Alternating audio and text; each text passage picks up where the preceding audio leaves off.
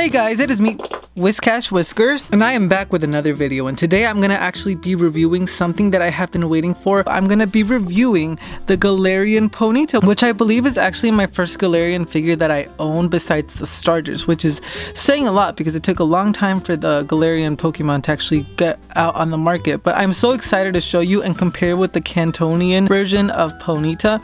And guys, I'm super excited that it's finally out. So I'm just gonna go ahead and start this review for you guys. But first impressions, without even taking it out of the box, it looks beautiful. So of course we have to go through the box first. As you can tell, it's just the standard Wicked Cool Toys. Jazwares little box. It has the little window at the front with the Pokemon logo, as well as the Galarian Ponita art right over there. And then it has Galarian Ponita available in like other different languages. So like Ponita de Galar, Galar Ponita, Ponita. Formas Galarian. I'm sorry, is that racist? What? But it's pretty much your standard packaging that they have released thus far. The back is pretty much the same exact thing. It just displays the figures that come out in this wave as well. It has Raichu and Sirfetch'd that are on the same scale as Ponita. And then it's going to be the new 2-packs that they have, which includes Larvitar and Morpeko in the Hangry mode. Hangry. Eevee and Yamper. And then it's just Pikachu and Wooloo. And I have not been able to find these in store yet, but once I do, reviews will be out. Trust me, they will. Besides that, it's just the standard Pokemon logo, warnings, and like all this stuff. So without further ado, I'm gonna go ahead and open this Galarian Ponita figure. And guys, I'm super excited. So let's go ahead and open it.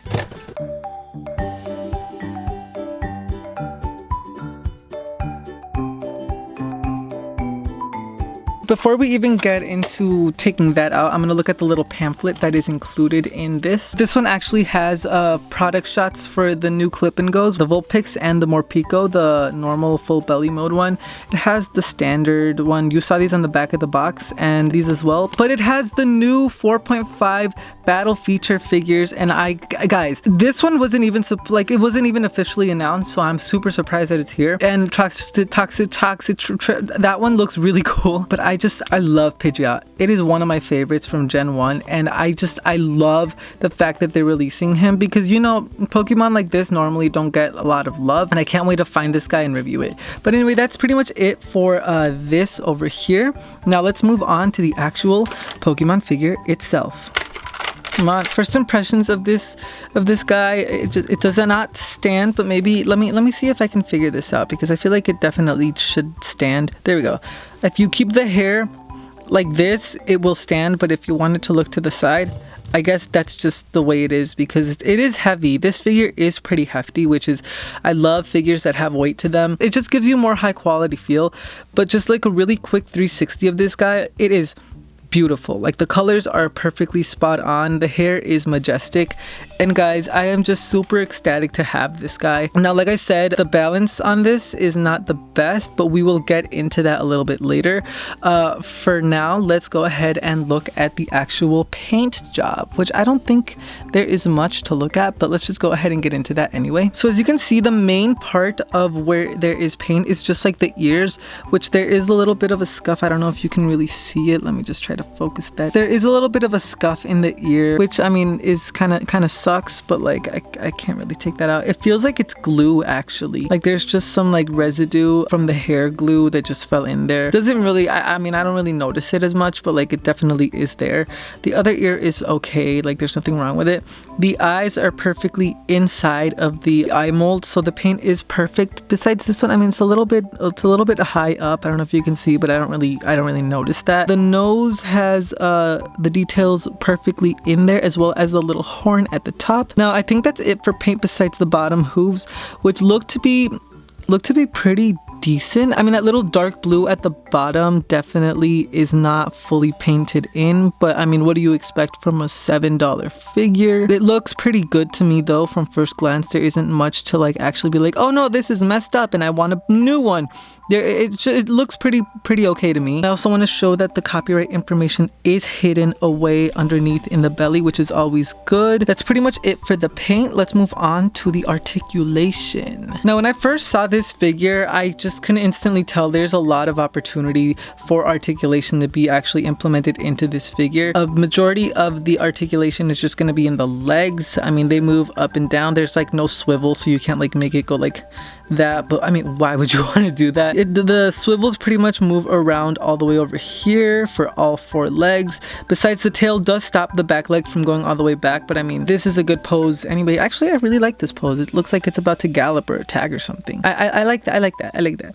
The tail is not movable. It unfortunately is just stuck in place. The head actually has a neck swivel, which is really cool because you can make it look from side to side.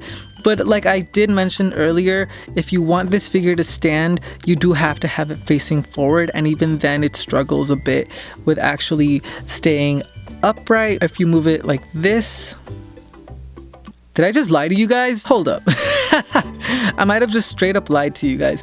Oh, you know what? You have to position this back hoof specifically in front of the other one for it not to fall, because then you can move the head all the way like that and it won't fall at all. I lied. I straight up lied. I was wrong about what I said. This figure actually stands perfectly without having to have any support, and it can look at all listen, I'm trying to vouch for you. Help me out here. The front of the face looks really cool. I think they did a wonderful job on the sculpt.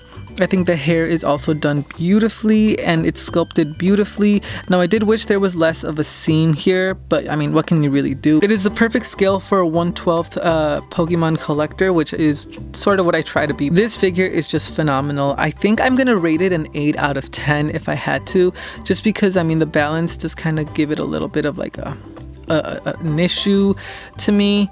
You just have to be in that specific place and then you'll be good. And I wish the seams were less noticeable on the tail, but I mean, I really, like I said, for most of these things I do not care. It's just like, I know how some collectors like to make sure their stuff is spot on, but I mean, I just like collecting them for fun, so I don't really care. Now, I think that is it for the actual review of this Pokemon figure. Now, what I'm gonna do is I'm gonna show you a side-by-side comparison to the Kanto version released by Jakks Pacific, and I'm gonna compare its size to a couple other figures that you might have. Now, side-by-side look for these guys, they look around about the same length in terms of the body. Obviously, the tails are different sizes, but straight up, the heads are 2 completely different things. This one's head is massive.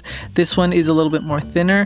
Now, Jakks Pacific doesn't have a swivel joint, which kind of sucks, so that is a heads up on this guy over here. But it does kind of seem like the Jakks Pacific Ponyta is a little bit smaller compared to the newer version by Wicked Cool Toys Jazwares. Moving on, let's just compare this guy a little bit more to a couple other figures, and then that'll be it. So here is Galarian Ponyta compared to the Jazwares Dragonite next to Figma Red over there and the Despion. I'm just gonna bring in a standard 4.5-inch figure as well as a little guy, just, you know, to have that little comparison. I love Galarian Ponyta and I love this figure, and I'm super excited and happy to finally have it. Guys, tell me what you think. Do you like the Galarian Ponyta better than Kanto Ponyta? Now, I'm not gonna lie, I still am a bigger fan of Kanto Ponyta. Not the figure itself, obviously. I do agree that Galarian Ponyta's figure is much more better. However, in terms of actual Pokemon itself, I think that I prefer Kanto Ponyta still, but this Galarian Ponyta was just completely a hit. I praise Jazwares for this figure, and I just can't wait to see what they make more. I'm super excited to see what else they put out, and guys, I'm just super happy that I finally have this one, because I was looking for you for so long, and GameStop came through, so shout out to GameStop. But yeah, that is it for today's video. If you guys enjoyed, let me know by leaving a like, and make sure you subscribe, because I'm trying to hit 1K by the end of the year. It's a new little goal that I set up for myself, but that means I'm going to be more consistent. Guys, I have been planning loads for this channel. There is so much that's about to come out that you guys are going to hopefully enjoy. Just make sure you subscribe, turn on the bell, and you know, stay tuned, because I'm so excited to show you. But yeah, that is all from me today. Hopefully you enjoyed, and I will see you guys all next time. Bye! This is what happens after we're done filming. We just all kind of die. I'm just kidding. Bye.